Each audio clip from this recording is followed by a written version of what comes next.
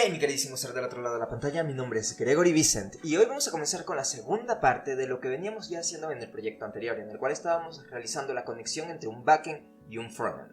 Es decir, estábamos explicando el proceso por el cual un backend puede conectarse con un frontend y todo lo que hay en el medio, para entender bien cómo funciona este tipo de arquitectura. Hasta el video anterior ya teníamos un backend conectado a una base de datos MySQL dentro de un contenedor Docker.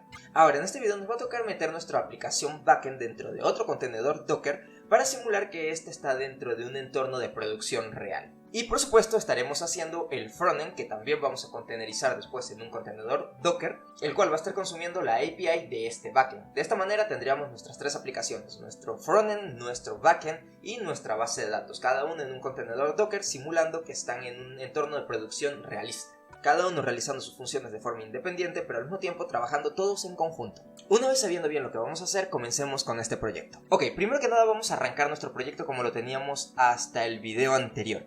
Así que vamos a volver a construir la base de datos y vamos a volver a ver que todo funcione correctamente. Así que antes que nada voy a abrir mi proyecto en mi Visual Studio Code, abriendo mi terminal, introduciéndome en mi escritorio, desktop, y metiéndome en mi carpeta.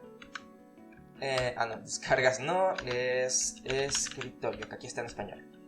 Y me meto en mi carpeta en donde tengo mi proyecto backend y frontend. Ejecuto y ahora voy a usar el comando code.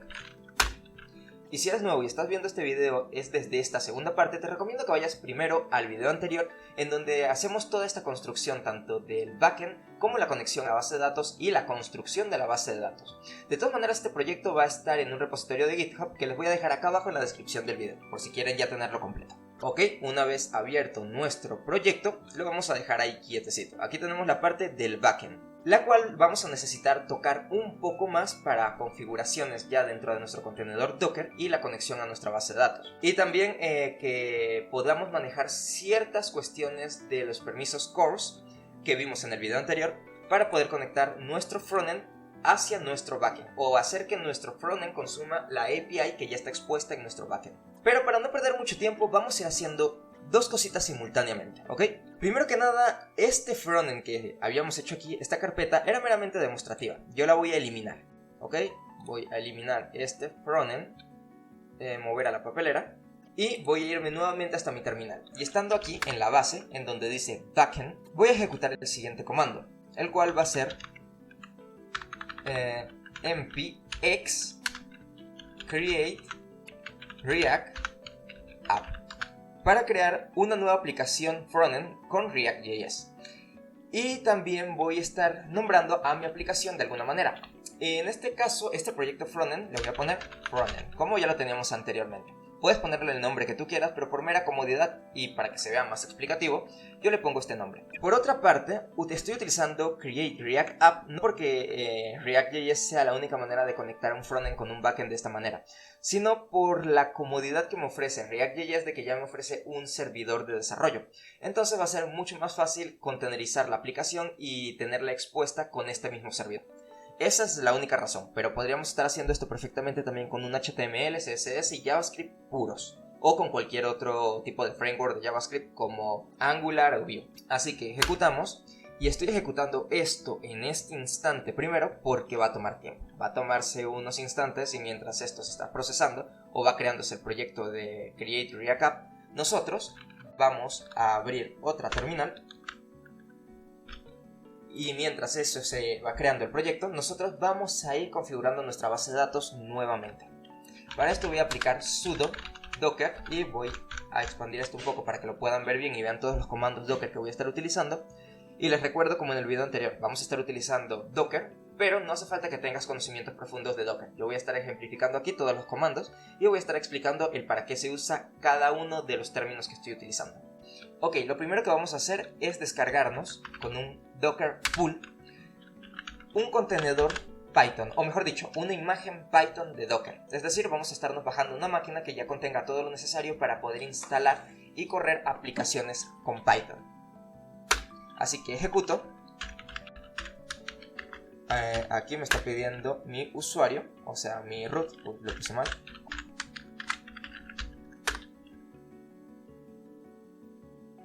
Y aquí se va a ir descargando. Sin embargo, yo ya tengo esta imagen, así que no la voy a estar instalando en este instante.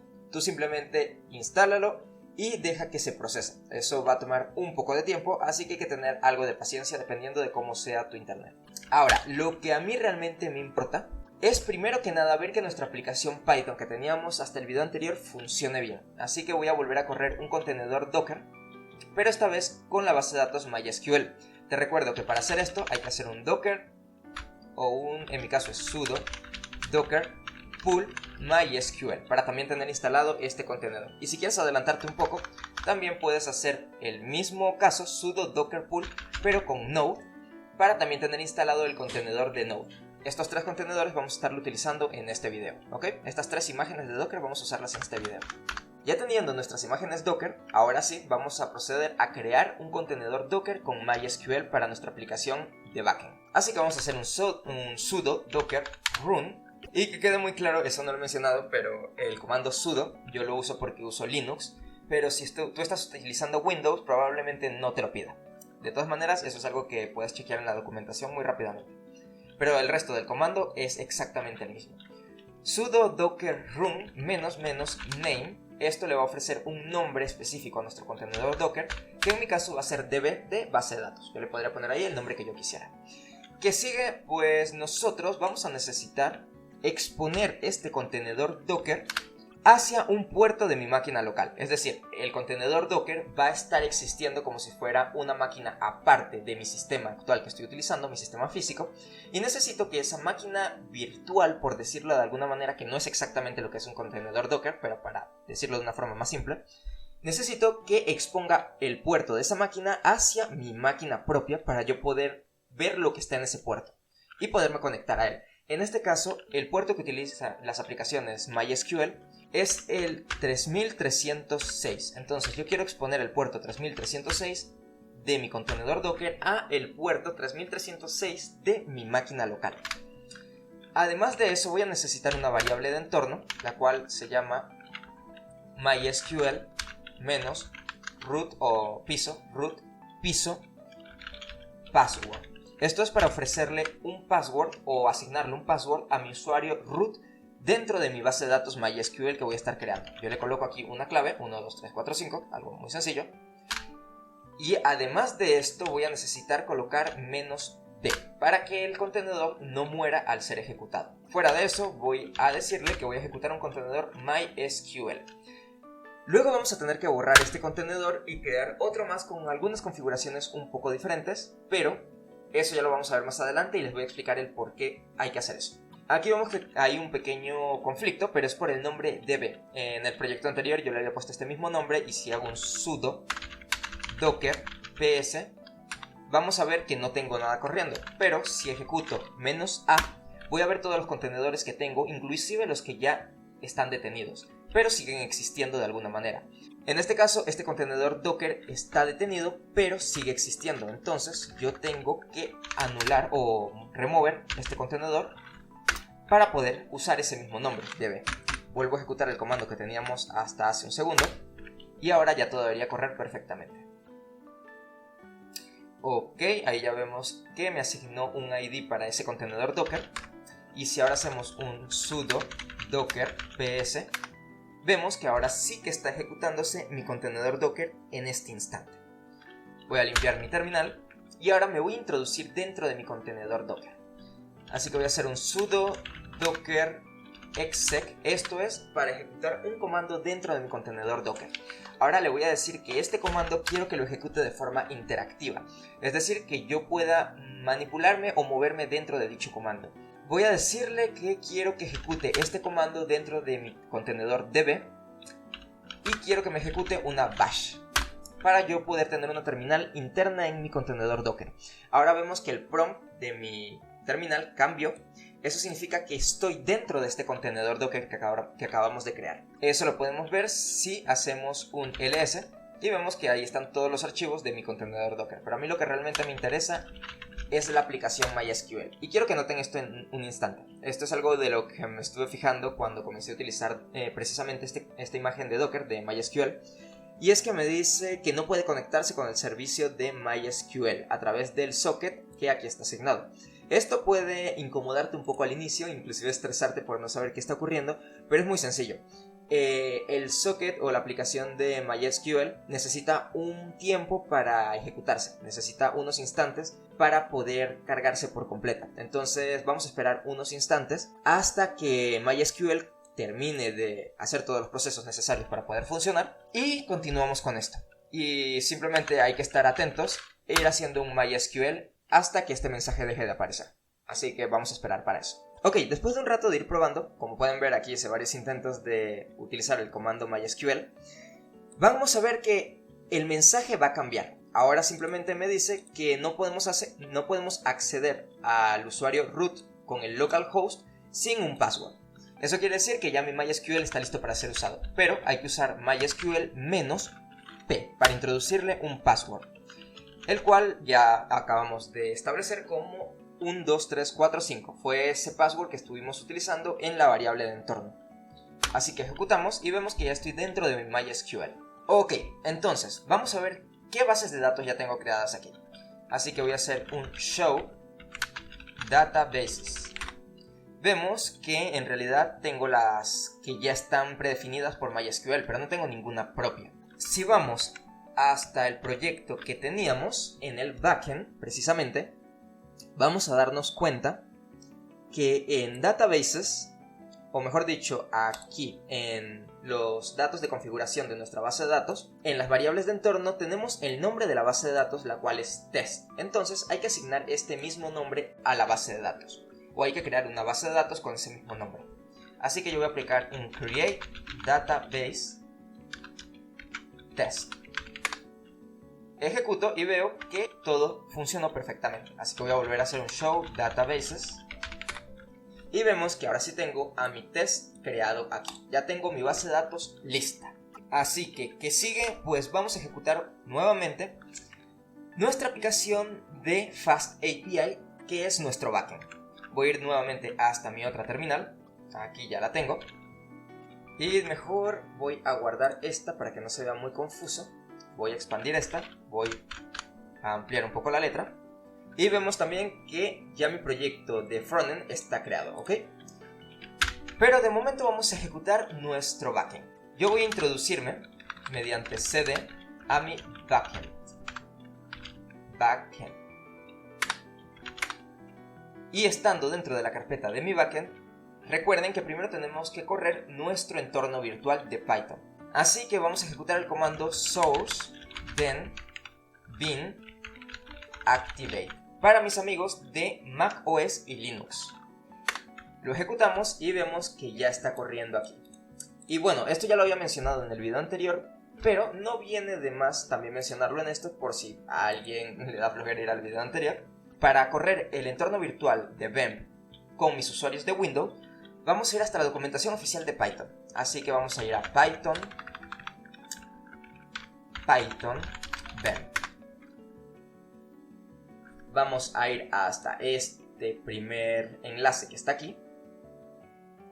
Y vamos a ver que aquí abajo me dicen cuáles son los comandos que tengo que utilizar según el sistema que estoy utilizando y la shell que estoy utilizando. Yo utilicé este porque estoy utilizando una shell bash en un sistema Unix. Sin embargo, si tú eres de Windows y estás utilizando cmd, tienes que utilizar este comando. Y si estás utilizando el PowerShell, tienes que utilizar este otro comando. Ok, una vez aclarado ese tema, vamos a continuar. Estando dentro de mi carpeta backend, y les recuerdo que el entorno virtual únicamente va a funcionar si estás al nivel de la carpeta de nuestro proyecto, VEM, que esa es la carpeta de configuración de todo nuestro entorno virtual, eso lo vimos en el video anterior. Ahora sí podemos correr nuestro backend. Así que voy a hacer un ubicorn main app --reload. Ejecuto y vemos que todo funciona. Veamos si nada estalla. Esperemos unos segundos. Y vemos que todo funcionó a la perfección. Vamos a ir nuevamente hasta nuestro navegador y ahora vamos a ir hasta el localhost 8000, que es donde está corriendo nuestra aplicación. Vemos que me devuelve el mensaje que ya teníamos en el video anterior. Y si voy hasta la documentación de Swagger de Fast API, vamos a ver que ya tengo todas mis rutas creadas. Entonces, si yo quiero, por ejemplo, aquí crear un nuevo usuario, únicamente tengo que ponerle un nombre, el cual en este caso va a ser Juan, y un password, el cual va a ser my password. Ejecuto. Vemos que todo se ejecutó perfectamente y vamos a crear otro usuario más solamente para tener otro extra. Así que a este segundo usuario yo le voy a poner Ana y le voy a poner mypassword2. Ejecuto. Vemos que todo se ejecuta perfectamente. Y ahora vamos a pedir a todos mis usuarios. Ejecuto y vemos que tengo a mis dos usuarios, a Juan y a Ana. Pero si yo quiero filtrarlos, voy hasta mi última ruta, voy a asignar o voy a llamarlos según su ID. Tengo a Juan, que es el ID 1, y vemos que me devuelve a Juan. Si yo quiero a Ana, que es el ID 2, ejecuto y vemos que ya tengo a Ana. Pero ¿qué pasa si yo pido a un ID 3 que no existe? Pues me devuelve un 404, el usuario no fue encontrado. Todo esto ya lo habíamos creado en nuestro video anterior, en el cual se los voy a dejar por aquí arriba, por cierto, en donde estábamos creando nuestro backend con Fast API, ¿ok? En este video también vamos a estar tocando un poco de este backend, pero va a ser por cuestiones menores y mayormente por el tema de los cores, ¿ok? Para permitir a nuestro frontend poderse conectar a esta API. Viendo que ya todo funciona perfectamente, vamos a proceder a containerizar esta aplicación. Ahora, no quiero que esta aplicación esté corriendo directamente en mi computador, sino en un contenedor Docker. Y que este contenedor Docker, igual que nuestra base de datos que tiene un puerto expuesto, ahora sea este contenedor Docker de mi aplicación Python con Fast API, es la que tenga un puerto expuesto a mi contenedor para nosotros podernos conectar con nuestro frontend. Y de esta manera tener un desarrollo un poco más realista. ¿Cómo vamos a hacer esto exactamente? Pues vamos a irnos primero hasta mi terminal. Voy a apagar este servidor, voy a limpiar mi terminal y vamos a hacer un par de cosas. También voy a necesitar apagar mi servidor de base de datos. Así que con el comando exit me salgo de mi base de datos, otra vez exit para salirme de la bash que estaba dentro de mi terminal de mi Docker, y ahora voy a matar este contenedor Docker. Voy a hacer sudo docker stop primero. Y voy a decirle el contenedor Docker que quiero detener, el cual es el de mi base de datos. Ahora voy a hacer lo mismo, pero esta vez con un remove, para remover ese contenedor Docker. Y ahora vamos a volver a ejecutar el comando que teníamos de nuestra base de datos tal cual como estaba, solamente que esta vez no quiero exponer su puerto. Esta vez quiero tenerlo todo dentro del contenedor Docker. ¿Por qué? Porque nosotros vamos a crear ahora una red con Docker en la cual van a estar todos nuestros contenedores de nuestra aplicación, ¿ok? Ya no van a estar en la red de nuestra máquina local, sino que van a estar dentro de una red Docker para que todos ellos puedan comunicarse entre sí. En pocas palabras, no van a necesitar realmente tener puertos expuestos. La única aplicación que va a necesitar un puerto expuesto al final de este video es nuestra aplicación del frontend, y es precisamente para poder verla en nuestro navegador web. Pero ni el backend ni el frontend al final van a necesitar puertos expuestos, por lo menos no hacia nuestra máquina local. Así que voy a volver a ejecutar esto. Vemos que tengo un sudo docker ps y vemos que está corriendo nuevamente mi contenedor Docker, pero esta vez sin ningún puerto expuesto, ¿ok? Eso es importante. Ahora, al mismo tiempo voy a hacer un sudo docker network para crear una nueva red. Si yo hago un sudo docker network ls, voy a ver las redes que tengo de mi Docker. Estas son las que vienen predefinidas por defecto y yo quiero crear una nueva, así que voy a hacer un sudo docker network create y le voy a poner my network, que va a ser la red de mi aplicación, ¿ok? Ahí va a estar corriendo toda mi aplicación. Esto me corrió un pequeño error. Pero esto es porque yo estoy utilizando, por cuestiones de que mi internet se cayó hace un par de días, estoy utilizando un dispositivo móvil que me permite conectarme a internet. Sin embargo, Docker al crear redes tiene ciertos problemas con este tipo de dispositivos y te arroja este error, ¿ok? No he tenido jamás este error utilizando Docker con una conexión a internet directamente cableada o con Wi-Fi, pero sí con dispositivos móviles o dispositivos WAN. Esto se resuelve muy sencillo, únicamente yo voy hasta aquí, las configuraciones de mi computador, el mío, no Docker ni nada, y apago mi internet, el de mi dispositivo móvil. Ahora, vuelvo a ejecutar este comando y ahora sí me lo permitió hacer. Es algo curioso de Docker, estuve buscando en la documentación por qué pasa esto y también en foros, pero no encontré una respuesta clara. Pero sí encontré esta solución, que es simplemente apagarlo, ejecutar la creación de mi red y volverlo a encender. Fuera de la creación de la red, todo funciona exactamente igual y no hay ningún problema. Puedes volver a encender tu internet si estás utilizando un dispositivo móvil, como lo estoy haciendo yo en este caso. Ahora, si volvemos a hacer un sudo docker network ls, vamos a ver que tengo mi red Docker aquí. Muy bien, ahora que sigue, pues ahora si hacemos un sudo docker network inspect y le decimos que nos inspeccione a my network, vamos a ver a detalle todo lo referente a esta conexión, a esta red que nosotros tenemos de Docker. Y nosotros queremos conectar en esta red a nuestros contenedores Docker, principalmente a nuestra base de datos.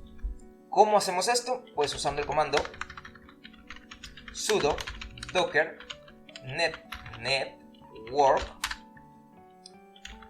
connect y vamos a poner el nombre de la red que queremos utilizar, que es my network, y poniendo el contenedor que queremos conectar a esta red, el cual es db. Ejecutamos y vemos que todo se realizó bien, o por lo menos no arrojó ningún error. Si volvemos a hacer un sudo docker network inspect my network, vamos a ver que ahora tenemos a nuestro contenedor db conectado a esta red. Perfecto. Ok, ya tenemos a nuestro contenedor Docker de MySQL conectado a nuestra red de Docker. Pero claro, vamos a tener que volver a introducirnos dentro de nuestro MySQL para poder volver a crear nuestra base de datos. Así que vamos a hacer un sudo docker exec -it db bash.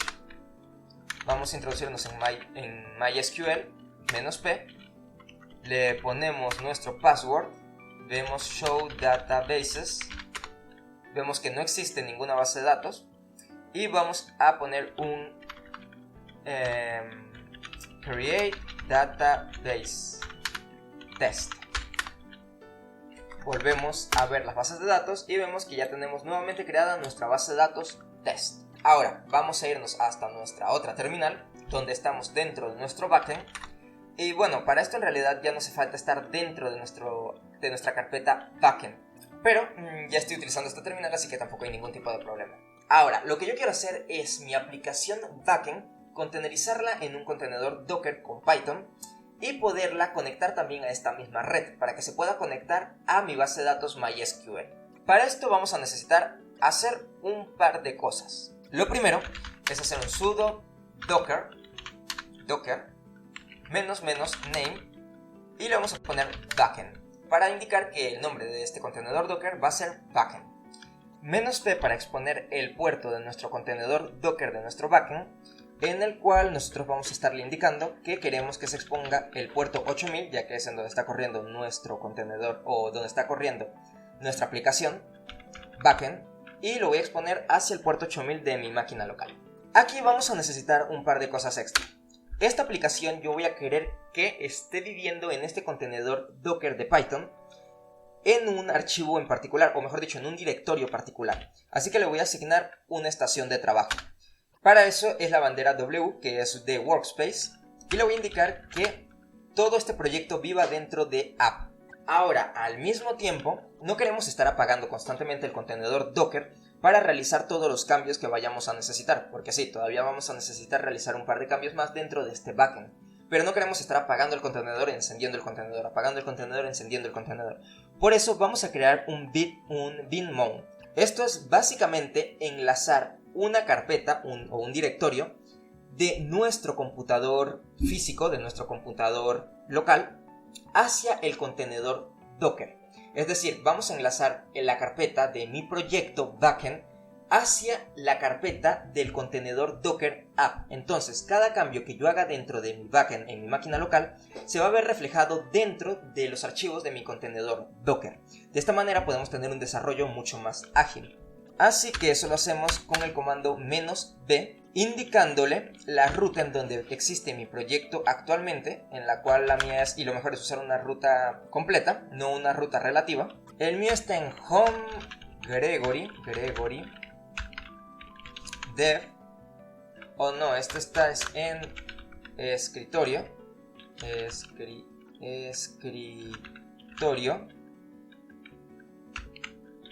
FAND backend. Y recuerden, no vamos a guardar nuestro archivo completo en donde tenemos tanto el backend como el frontend. Únicamente queremos nuestro backend, ¿ok? Así que especifiquen muy bien que quieren su carpeta backend. Después, con 2 puntos, vamos a indicarle en qué lugar del contenedor Docker queremos introducir todo esto. Y va a ser en el directorio que acabamos de crear con el workspace, que va a ser app. Además de todo esto, vamos a volverle un "-d" para que el contenedor no muera. Y vamos a decirle que queremos correr un contenedor de Python. Ejecutamos. Aquí voy a poner mi password.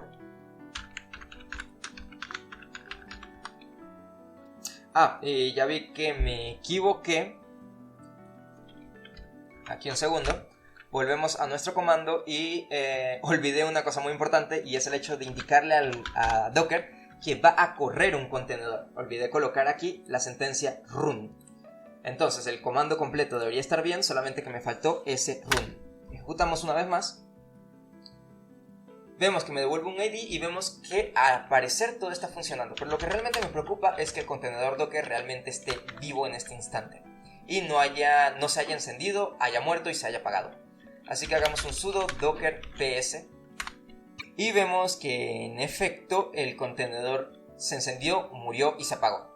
Así que vamos a hacer un sudo docker remove backend para eliminar ese contenedor Docker que teníamos. Vamos a volver a ejecutarlo todo, pero al final vamos a ponerle bash para que me ejecute un bash y que de esta manera el contenedor no muera. Ejecutamos.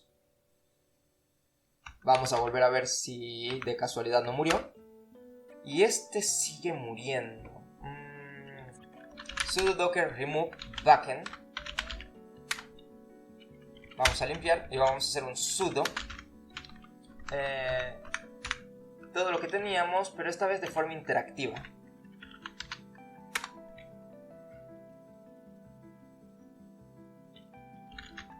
Sudo docker ps. Y ahora sí tenemos a nuestro backend. Aquí lo tenemos y ahora sí está vivo. Vamos a introducirnos dentro de ese contenedor Docker. Sudo docker, o inclusive, mejor aún, antes de introducirnos, vamos a conectar a ese contenedor Docker a la red en donde ya está mi contenedor Docker con MySQL. Así que vamos a hacer un sudo docker network connect y conectamos a my network a mi backend. Si hacemos un sudo docker network inspect my network, vamos a ver que ahora tenemos 2 contenedores conectados a esta red, a nuestro backend y a nuestra base de datos. Perfecto. ¿Qué sigue? Entonces, ahora sí vamos a introducirnos en nuestro contenedor Docker de Python. Vamos a hacer un sudo docker exec -it backend bash para abrir una bash dentro de mi contenedor de mi backend. Y como podemos ver aquí, como nosotros asignamos un workspace, vemos que directamente nos introdujo en nuestra carpeta app. Si nosotros hacemos un ls, vamos a ver que aquí tenemos todos nuestros archivos de mi proyecto backend.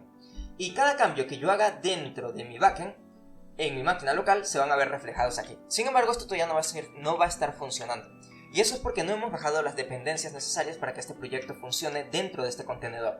Y es por eso que es muy importante tener el archivo requirements que ya habíamos visto en el video anterior, en nuestro proyecto. Este requirements tiene todos los módulos que nosotros necesitamos para que funcione nuestro proyecto con sus versiones correspondientes. Todo lo que hay que hacer aquí es hacer un sudo, es un pip install -r de requirements.txt. Ejecutamos y van a comenzar a bajar todas las dependencias que necesita nuestro contenedor Docker para poder correr nuestra aplicación.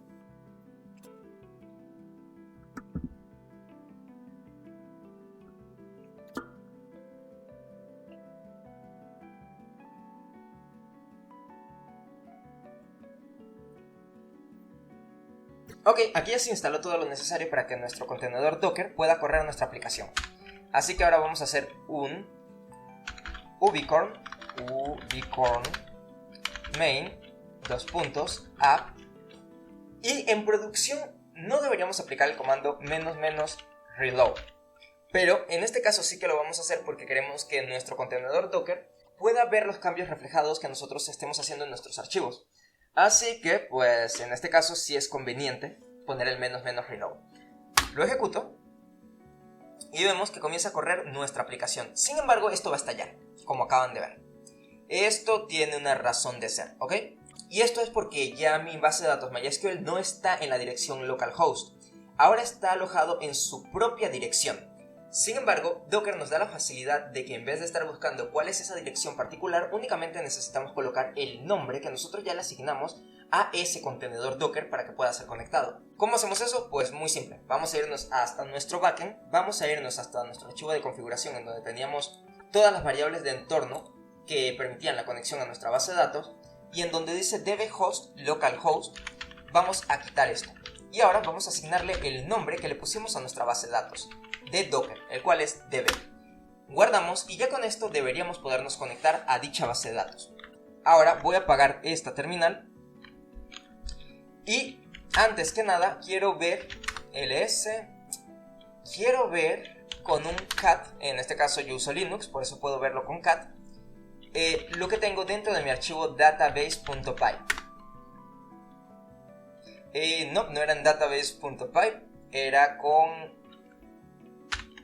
ls-a para ver todos los archivos, hasta los escondidos, y quiero ver un archivo que está oculto, que es el .emp, que es el que acabamos de cambiar. Si yo hago un cat de .emp, voy a ver que en efecto se cambió en tiempo real la configuración del host.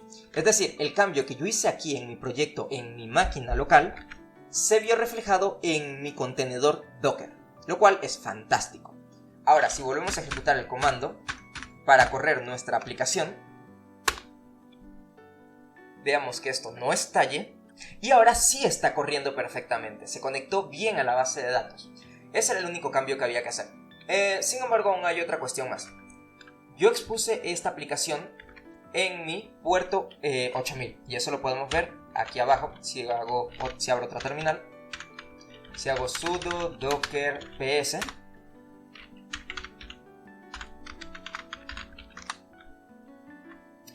vamos a ver que mi backend aquí está corriendo en el puerto 8000 a través de mi puerto 8000. O sea, el puerto 8000 de mi contenedor Docker está conectado a mi puerto 8000 de mi máquina local.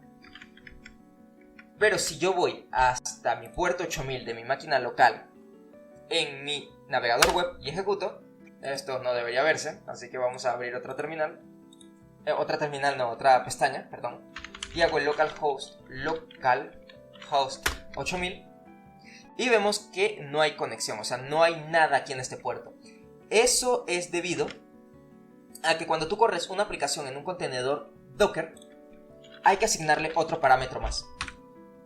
Y es que el host ya no va a ser localhost, no va a ser la dirección 127.0.0.1, que es la dirección de nuestro localhost, sino que va a ser aquí hay que colocar host y hay que colocar el 0.0.0.0. Eso es independientemente de cualquier aplicación que estés utilizando. Esto lo he visto tanto aquí con FastAPI como también haciendo aplicaciones con Go o haciendo aplicaciones con Node.js, ¿ok?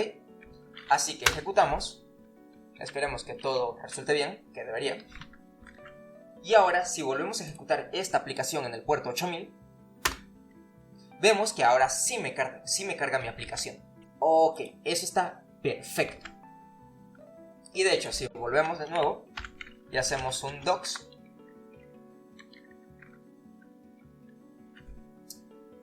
vamos a ver aquí si no deberíamos ya tener ningún usuario.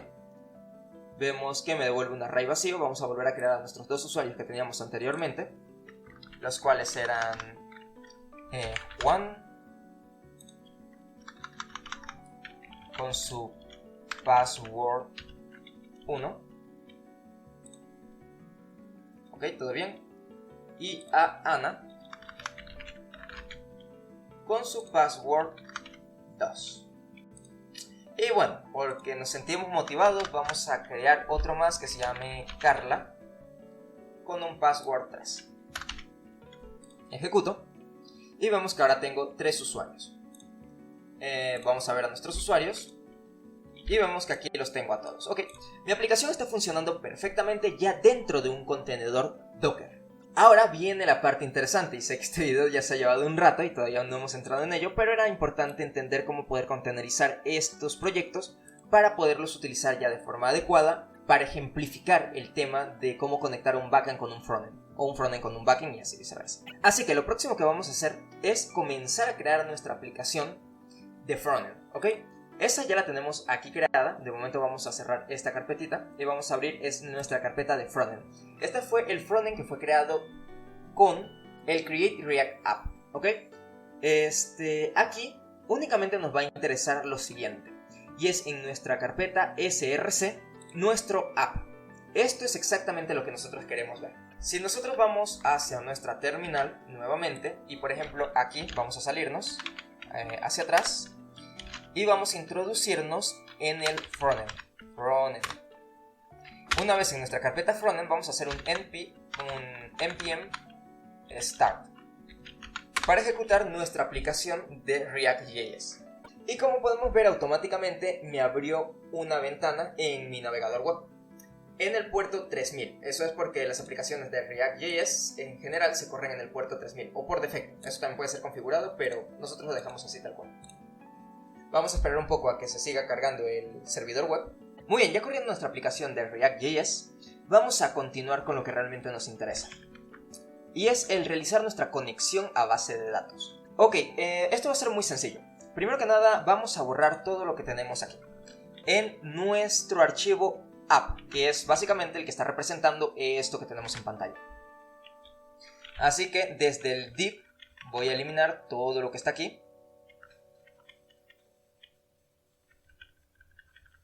Ok, lo elimino. Tampoco voy a necesitar este logo, ni tampoco este import de aquí arriba. Ok, yo únicamente voy a querer de momento aquí tener un h1 que diga Hi, I am React.js.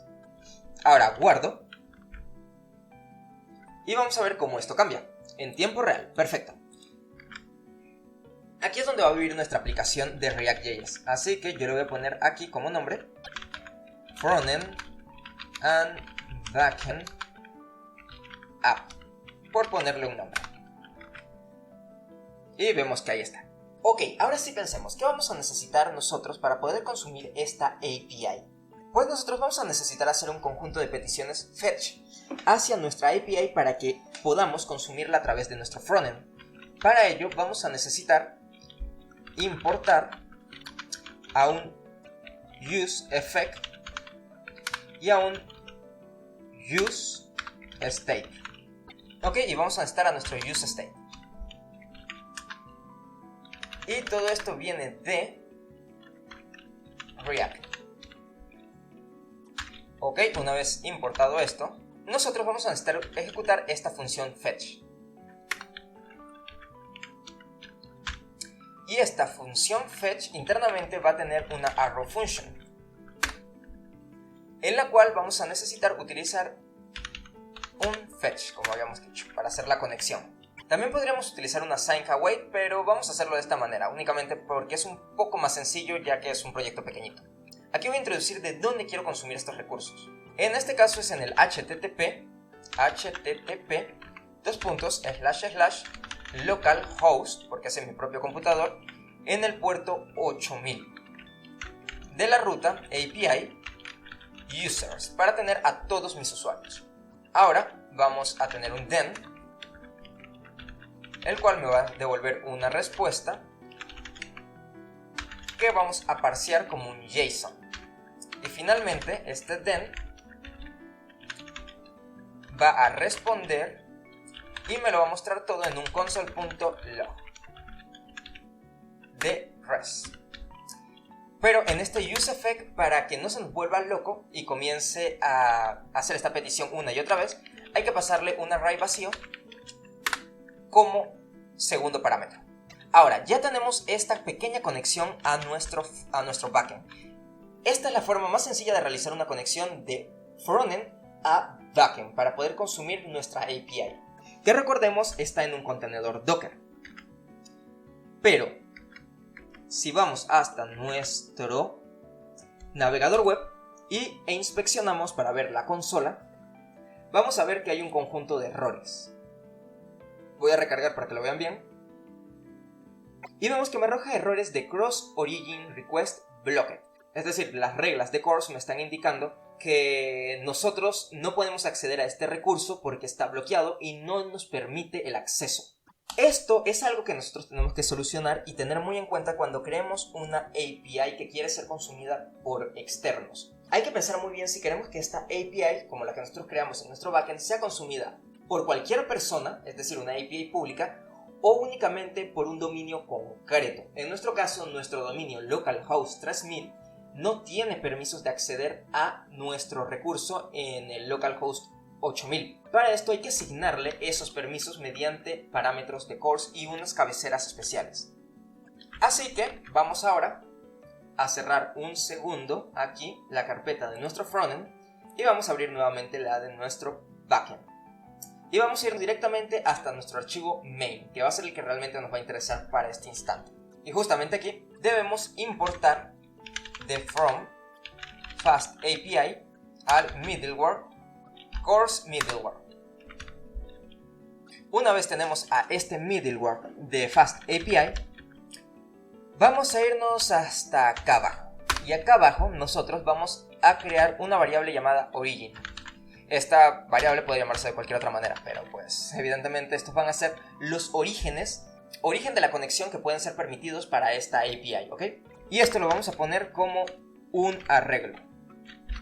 Y aquí internamente vamos a ponerle aquellos orígenes que van a ser permitidos hacia nuestra API. En este caso, nuestro http //localhost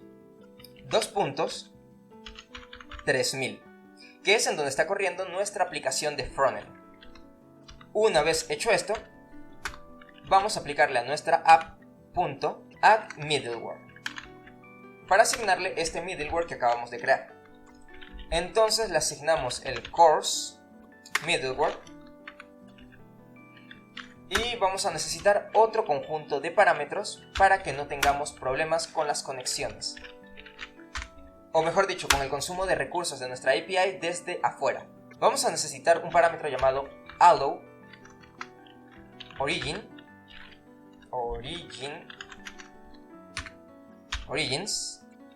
que va a ser igual a los orígenes que nosotros tenemos permitidos, o un arreglo de orígenes que nosotros hemos designado. Ahora también vamos a tener un allow methods, que va a ser igual a un array con un pequeño comodín. Este asterisco indica que se permiten todos los métodos hacia la conexión hacia nuestra API. Es decir, se permite el método get, el método post, el método put y el método delete. También vamos a necesitar un allow headers. Y de la misma manera le indicamos que se van a permitir todas las cabeceras. Y también vamos a necesitar un allow credentials igual a true para permitir credenciales. guardamos y en teoría con esto ya deberíamos estar listos. De esta manera configuramos las reglas de los cores dentro de nuestra API para poder permitir el acceso de consumo de recursos desde esta dirección específica. Ninguna otra dirección podría hacerlo. Solamente esta dirección fuera del servidor en donde está corriendo nuestro backend. Pero, claro, yo solamente estoy hablando, veamos si esto realmente funciona. Vamos a volver a cargar. Y vemos que ya no hay errores. Y hey, de hecho, vemos que ahora me está devolviendo un array de 3 objetos. ¿Y por qué 3 objetos? Ustedes recuerdan que nosotros teníamos 3 elementos dentro de nuestra base de datos que habíamos configurado ya. Y podemos ver que aquí tenemos a Juan y tenemos su password y su ID. Ya estamos consumiendo nuestra API. Claro, esto se ve un poco feo todavía. Vamos a realizar algunos arreglos para poder estar utilizando estos datos dentro de nuestro frontend, pero de esta manera, como pueden ver, ya realizamos en realidad toda la conexión que necesitábamos. E hicimos las configuraciones pertinentes dentro de nuestro backend, así que podemos darnos un buen aplauso. Ahora vamos a estar trabajando principalmente es con nuestro frontend, ¿ok? Para ya terminar.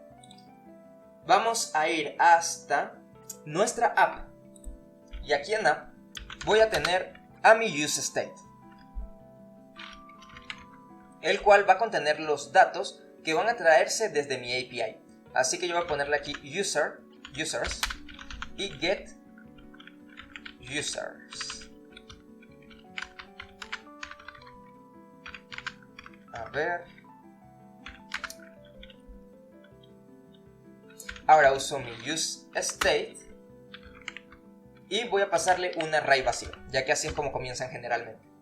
Y aquí, en vez de yo colocar en mi consola a todos mis usuarios, quiero que en realidad hagas y aquí puse get users, no es get users, es set users, por convención. Y usamos mi set users para poder modificar este estado. ¿Cómo lo vamos a modificar? Pues únicamente vamos a pasarle todo lo que tenemos dentro de mi arreglo, o dentro de mi API. Guardamos, y ahora vamos a crear un componente de React.js que pueda ejemplificar todos los datos que están dentro de mis usuarios. Así que voy a crear otra carpeta más dentro de mi frontend de ESRC y le voy a poner components.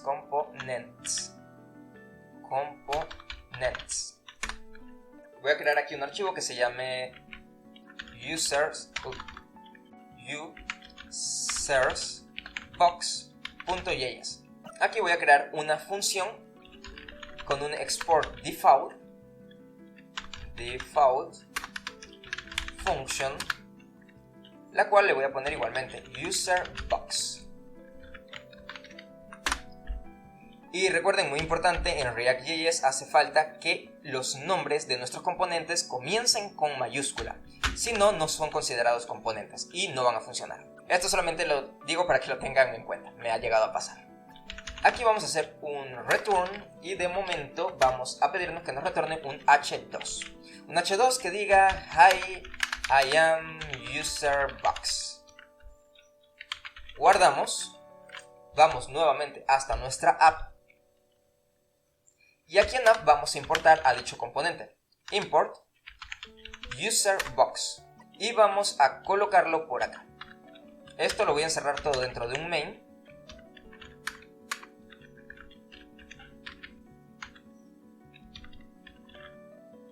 Y voy a colocar por acá a mi userbox.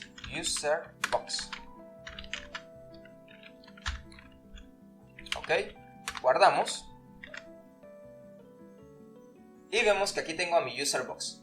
Hi, I am userbox. Ahora vamos a volver a ir hasta nuestro userbox y aquí vamos a comenzar a crear la estructura como queremos que se vayan a ver nuestros usuarios. Y aquí yo voy a tener un article con un h3. Un article con un h3 y aquí vamos a tener al nombre de la persona.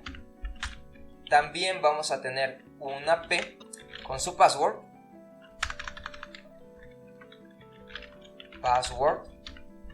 y otra última p, o un texto mejor dicho, con su ID. Todo esto va a ser pasado mediante prompts.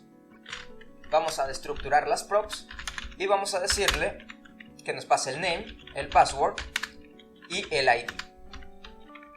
Guardamos. Vamos a irnos nuevamente hasta nuestra app.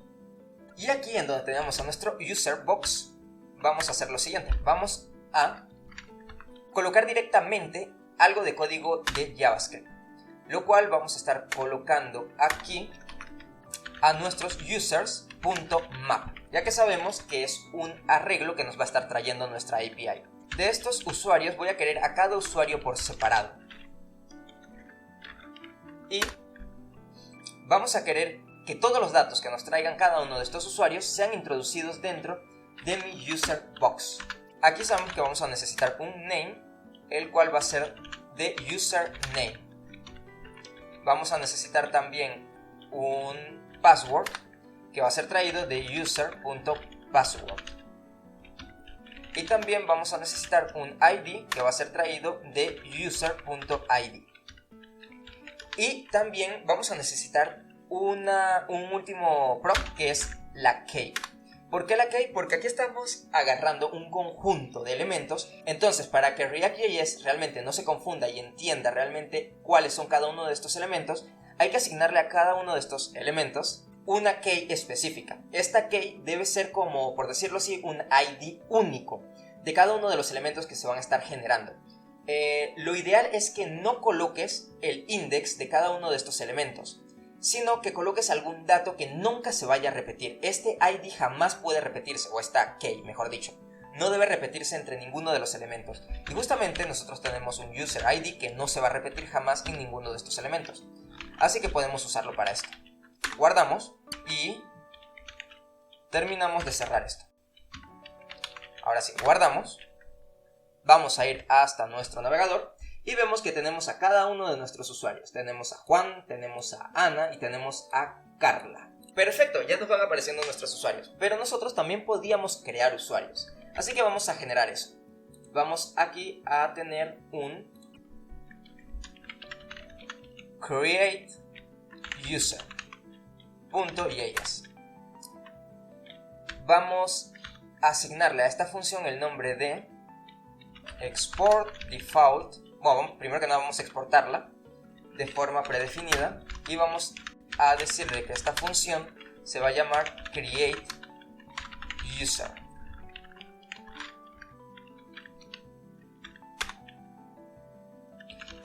Y va a tener lo siguiente. Va a ser un form con los siguientes elementos que acabo de copiar, porque en realidad me da un poco de pereza viendo que el video se está volviendo bastante largo el escribirlos todos. Pero aquí únicamente estoy creando inputs con labels para poder introducir texto, tanto al usuario como nuestra contraseña. Esto vamos a pegarlo dentro de nuestra app. Aquí vamos a importar primero que nada import a nuestro create user. Ok, ahora volvemos a bajar y aquí vamos a tener a nuestro create user. Guardamos. Y claro, si volvemos a nuestro create user, vemos que tiene un onChange que aún yo no he definido. Así que vamos a terminarlo de crear por completo. O mejor aún, para que esto no se vuelva confuso, vamos a borrar tanto el value como el onChange, tanto de mi name como de mi password. Y esto lo vamos armando nosotros juntos. Y también el submit tiene un onClick, así que ese también lo quitamos. Guardamos.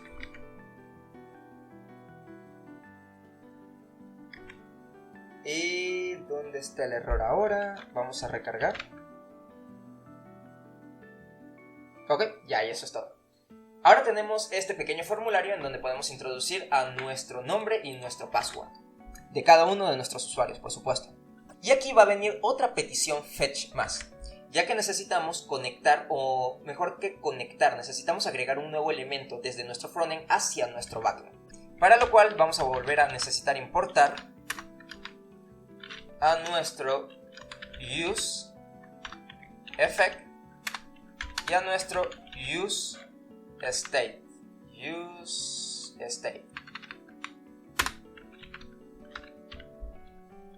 Ok, pero para esto primero vamos a necesitar controlar los datos de nuestro formulario. ¿Esto cómo lo vamos a hacer? Pues primero que nada vamos a crear un conjunto de funciones. Voy a crear aquí una function, la cual voy a llamar handle text password. Y otra más a la cual voy a llamar handle text name. Vamos a pasarle como parámetro el evento que va a estar desencadenando, y también voy a necesitar una función handle click form. Primero vamos a trabajar con el handle click form. Aquí vamos a principalmente decirle que anule cualquier evento que se esté generando al crear ese clic, o cualquier evento por default que se genere al cliquear. En pocas palabras, cuando uno hace un clic en un botón submit dentro de un form o dentro de un formulario en HTML, se envía automáticamente el formulario. Nosotros no queremos que eso ocurra, nosotros vamos a designar qué va a pasar. Así que vamos a llamar a la propiedad o al método prevent default. De esta manera guardamos, y aquí en el submit, en el botón, vamos a decirle onClick para decir que esto se ejecute cuando se clique dicho botón, y vamos a llamar al handle clickForm. Y me acabo de salir, genial. ¿Dónde está? Aquí, pero sí se guardó. Si yo recargo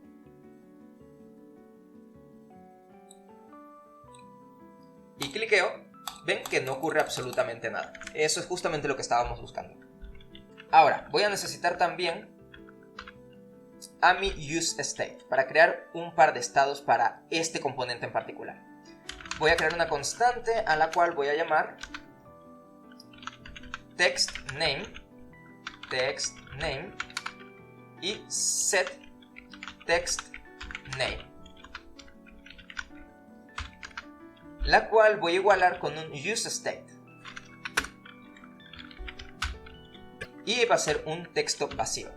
De la misma manera, voy a llamar un estado, pero que sea para el password. Set text password. Y de la misma manera lo vamos a igualar con un estado vacío. Ahora, en el handle text name, ¿qué queremos que ocurra? Queremos que cada vez que ocurra un cambio en el campo del nombre, pues todos los datos que estén introducidos dentro de ese campo sean guardados dentro de nuestra variable o dentro de nuestro estado name y de nuestro estado text, de nuestro estado password, mejor dicho. Para que esos valores sean asignados directamente a cada uno de los inputs y podamos usar ese texto. Esto se hace de una forma muy sencilla y únicamente hay que colocar un set text name, e indicamos que queremos que cada vez que ocurra este cambio se guarde dentro de la variable textName lo que tenga el evento en el target.value. El valor que acabamos de colocar aquí va a ser exactamente el valor que se vea reflejado al uno escribir en estos campos. Vamos a tener algo muy similar en nuestro password, en nuestro handle text password. Pero por supuesto esto va a cambiar, es el valor del password. Ok, ya tenemos esto. Ahora vamos a irnos hasta nuestro input. Primero hacia el de el name. Y vamos a colocarle aquí un onChange, para que cada vez que se realice un cambio dentro de este input, se ejecute la función que nosotros le vamos a estar designando. En este caso la función es setTextName. Y en el password, mismo tema, pero con onChange, asignándole el setTextPassword. Ok, perfecto. Vamos a darle algo de formato a esto. Y vamos a querer que en cada uno de estos inputs se ejecute, o mejor que se ejecute, se asigne al valor de dicho input lo que tengamos dentro de nuestra variable textName, y en el password el value va a ser su text password. Y así ya tenemos controlado nuestro formulario y podemos tomar todo lo que se designe dentro de estos textos. Es más, si yo aquí en mi onClick o en mi handleClickForm, cuando cliqué en mi formulario, pongo en mi consola un console.log de lo que hay en textName y en textPassword y guardo, voy a recargar por si acaso y pongo aquí Pepe. Uy. Voy a recargar, no sé por qué se puso eso. Ah, ok, perfecto, ya entiendo, creí que era un error de mi teclado, pero no. Yo aquí en el onChange puse setTextName y no es eso lo que nosotros queríamos colocar, o no es lo que queremos ejecutar al hacer un cambio dentro de nuestro input. Nosotros queremos llamar al handle textName y en el password queremos llamar al handle textPassword. Guardamos y volvemos a ejecutar. Ahora sí, colocamos Pepe y aquí colocamos 1, 2, 3, 4, 5. Ejecutamos y vemos que aquí en mi consola me dice Pepe 1, 2, 3, 4, 5. Esto está funcionando perfectamente. Ahora, nosotros queremos que estos datos del formulario sean enviados hacia mi API y así se genere un nuevo usuario. ¿Cómo vamos a hacer esto? Pues muy sencillo. Vamos a necesitar nuevamente los servicios de mi useEffect. Así que por aquí voy a poner useEffect, o no, mejor dicho, viéndolo bien, nosotros no necesitamos un useEffect aquí. Nosotros únicamente vamos a necesitar aquí en nuestro handleClickForm una petición fetch, ya sin el useEffect. Aquí vamos a pasarle la dirección, que es el HTTP, sin el S, en el localhost 8000, en API users. Pero como vamos a hacer una petición ahora por el método post, vamos a necesitar un objeto de configuración extra para esta fetch. Vamos a tenerle que indicar el method, que en este caso va a ser mediante el método post. Vamos a tenerle que indicar unas cabeceras específicas para que esto funcione, las cuales son content type, dos puntos, application JSON, y aquí estoy viendo que tengo un pequeño error porque las headers van dentro de otro objeto. Ahí, así va así. Ok, ¿qué más necesitamos? Pues algo muy importante, el body, es decir, el cuerpo de nuestra cabecera HTTP. Esto va a ser lo que va a contener los datos necesarios para que nuestra API pueda funcionar, o más que pueda funcionar, pueda crear un nuevo usuario. Aquí primero que nada vamos a necesitar hacer un json.stringify para hacer el formateo de un objeto de JavaScript. ¿Y qué vamos a pasarle? Pues vamos a pasarle un name, el cual va a ser lo que esté en textName, y un password, que va a ser lo que esté password, que va a ser lo que esté en textPassword. Y que quede muy claro, el nombre de mi objeto o el nombre de mi propiedad name y password son designados así no porque me dé la gana y listo, sino porque hay que recordar que en mi backend, aquí en FastAPI, nosotros designamos previamente que cuando creamos un nuevo usuario, estos van a ser los nombres del campo name y password. Si pusiéramos cualquier otro nombre no funcionaría. Es por eso que es importante tener una buena documentación a la hora de crear nosotros nuestras APIs, para que así cualquier frontend que quiera consumirlo sepa exactamente qué nombres colocar para evitar errores. Y una vez terminado esto, por mero gusto voy a crear un den, aunque no es aquí, es más abajo. Voy a tener un den que me va a ejecutar lo siguiente. a mi setTextName me lo va a volver a asignar como un campo vacío. Y a mi setPassword va a ser lo mismo, para así limpiar esos campos cada vez que se mande un usuario. Ok, tenemos todo listo por aquí, guardamos, vamos de nuevo hasta nuestra aplicación, recargamos y vamos a poner a Pepe nuevamente con su password 12345. Ejecutamos, vemos que no ocurre realmente nada, o bueno, sí, miren, de hecho los campos fueron limpiados. Si recargamos, ¡hey! Vemos que ahora tenemos a Pepe por aquí. Perfecto, si yo quiero poner entonces a Luis con su 54321 como password, lo creamos, recargamos y ahora también tenemos a Luis. Y de esta manera hemos creado una aplicación conectando backend con frontend y frontend con backend y también con una base de datos. Claro, ya lo único que nos queda es conectar todo esto en contenedores Docker. Así que eso es lo último que vamos a terminar haciendo. Vamos a irnos directamente hasta nuestra terminal. Vamos a usar la terminal en donde estamos corriendo nuestro contenedor Docker con FastAPI. Vamos a salirnos de él.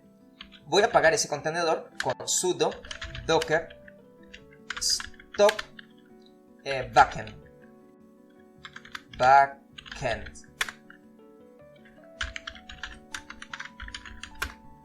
Y ahora voy a hacer un sudo docker remove backend. Ok, voy a volver a ejecutar el comando que teníamos ya con nuestro backend, que lo tengo aquí.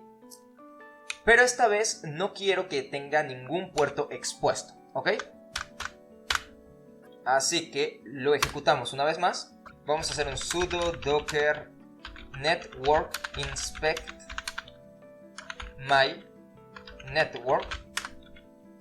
Y vemos que solamente hay un único contenedor conectado, ya que eliminamos el anterior. Así que vamos a volver a hacer un sudo docker network connect my network con mi backend. Volvemos a hacer el inspect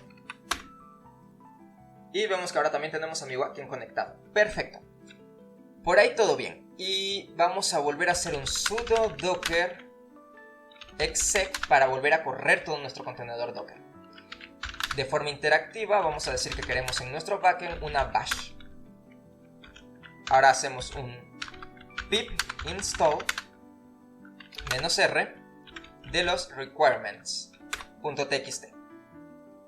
Y que quede muy claro, esto parece algo tedioso el usar contenedores Docker así. Hay formas más fáciles utilizando imágenes. Pero claro, como ahorita estoy apagando y encendiendo contenedores y cambiando configuraciones y todo este tema para que ustedes puedan ver y entiendan de una forma más ejemplificada cómo funciona el tema de poder tener aplicaciones en un entorno más realista, paso por paso, entonces yo lo hago de esta manera. Pero en realidad podríamos tener todo esto en una imagen que nosotros nos creemos y nos saltamos un montón de estos pasos.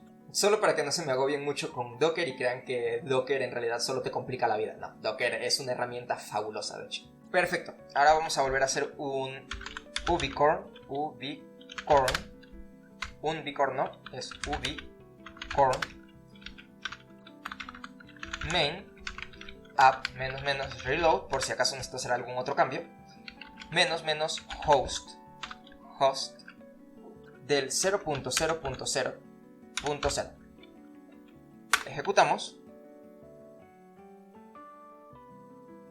Vemos que todo corre bien, pero ahora lo que no va a estar funcionando va a ser nuestra aplicación.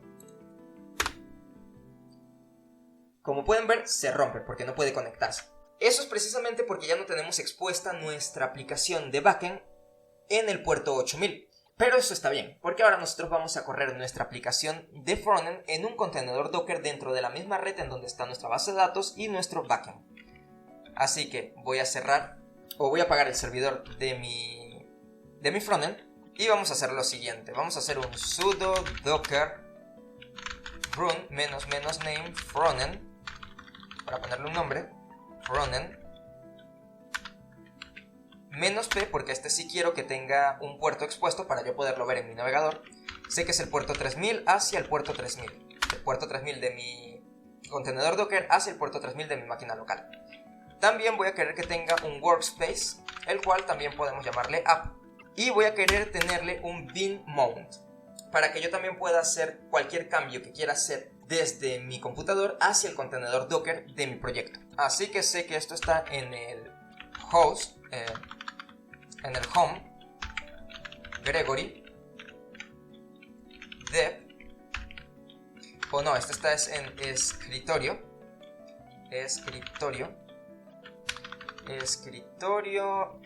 y tengo mi archivo f&b.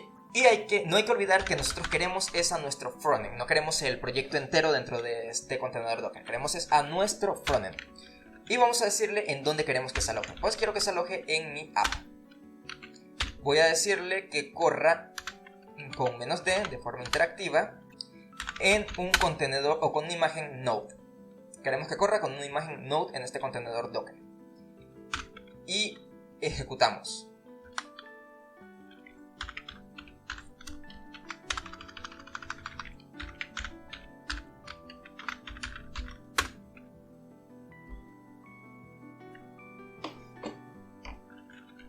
Ahora, si hacemos un sudo docker ps, vemos que tenemos a nuestros 3 contenedores Docker corriendo. Ahora voy a hacer un sudo docker except, mejor dicho, primero, antes que nada voy a hacer un sudo docker network connect my network con mi frontend, para conectar a mi frontend en la misma red en la que ya están mi backend y mi base de datos. Ahora si hago un sudo docker network inspect my network, vamos a ver que tengo mi base de datos, tengo a mi backend y también tengo a mi frontend, todos corriendo en la misma red. Ahora sí voy a hacer un sudo docker exec -it frontend bash.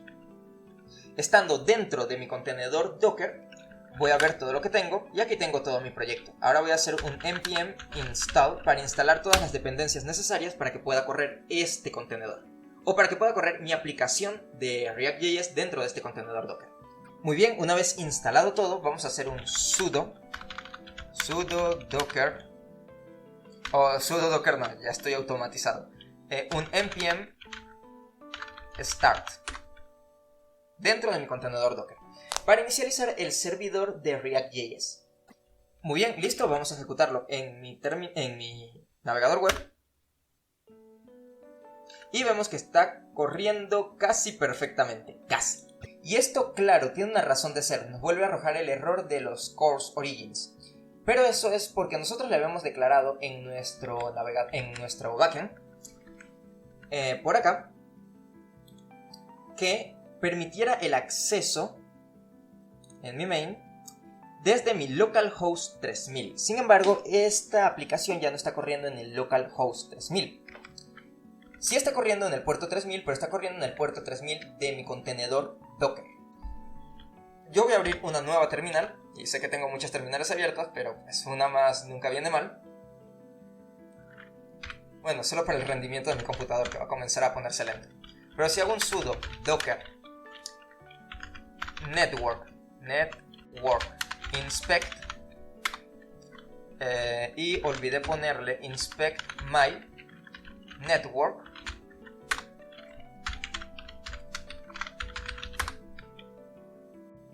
voy a ver aquí a mis 3 contenedores Docker y voy a ver que tienen una dirección IP. Mediante esta dirección IP es que nosotros podemos conectarlos entre ellos para asignarles así de una forma más establecida en dónde es que se encuentran ellos. Así que si yo me voy a mi frontend, veo que su dirección IP es esta que está aquí. Así que la copio, voy hasta mi backend y le digo que permita el acceso a dicha dirección. Guardo y vamos a ver si se realizaron los cambios. Voy a cerrar un segundo este servidor de mi backend y voy a hacer un cat de mi main.py. Y por aquí arriba, miren, aquí está, sí se realizó el cambio correctamente. Vamos a volver a correr nuestro servidor.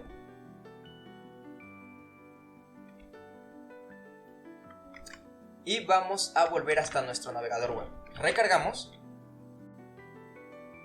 Y claro, ya veo en dónde está el otro error también. Ok, ya lo acabo de corregir aquí en el backend, pero hay que recordar que el frontend está cometiendo el mismo error. Nuestro frontend, por acá, vamos a ponerlo aquí, está solicitando los recursos de la dirección localhost en el puerto 8000. De la misma manera, nuestro backend ya no está ahí. Nuestro backend está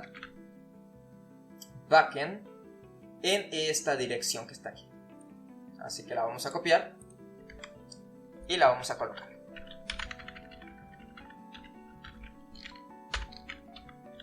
Guardamos y veamos si lo colocamos bien. Esta es la 3 y en el backend debería estar 4. Perfecto. Nosotros tenemos que cambiar esta parte que está aquí y ya lo habíamos designado como un único usuario, o sea, si un único frontend quiere consumir nuestra API.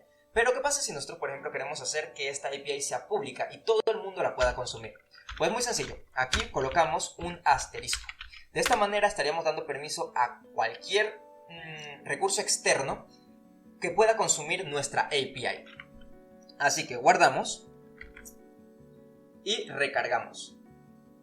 Y vemos que en efecto ahora está funcionando. Y que queda muy claro, este asterisco tienes que tener muy en cuenta si quieres que tu API realmente sea pública o quieres únicamente sea accedida por ciertos recursos concretos, es decir, o por ciertas fuentes concretas. De esta manera cualquier persona podría acceder a tus datos, lo cual puede ser muy sensible y quiero que tomes muy en cuenta eso. Si no quieres eso, usa lo que habíamos hecho hasta hace un instante y declara únicamente las direcciones de las cuales quieres que alguien pueda acceder. Por ejemplo, https://midominio.com y así continúas con la lista. En este caso, acabo de quitar el allow